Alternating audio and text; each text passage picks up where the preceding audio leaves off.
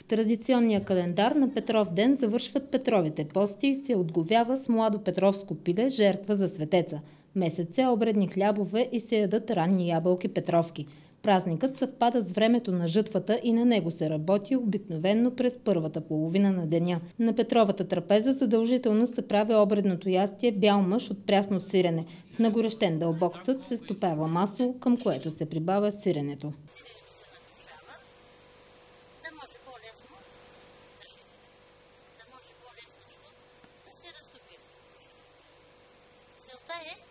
Да излезе водичката, която е в сиренето, въпреки че е изцедено, и да може да се сгъсти, да остане така удобно за ядене. Народа казва, че на този ден бял мъж се прави за бяло брашно и за бял хляб. Петров ден се свързва с началото на жътвата и като всяко начало, то трябва магически да бъде обезпечено, за да завърши на добър край. Според народните вярвания, свети Петър, гледайки тежката работа на селяните, решил да им помогне. Наредил се с тях на нивата и до обяд тя била ожъната. В знак на благодарност селяните решили да го нагостят. В миналото основното, а в много случаи единственото ястие на нивата е било сиренето.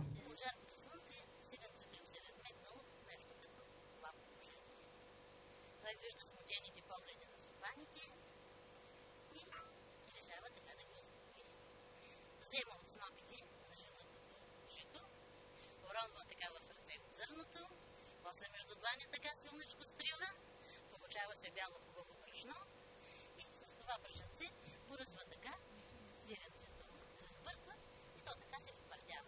Храната, обредно приготвена на Петров ден, има характер на кулинарна имитативна магия, насочена към жътвата и хляба, а от етъра прибавят и пожелания за здраве и плодородие.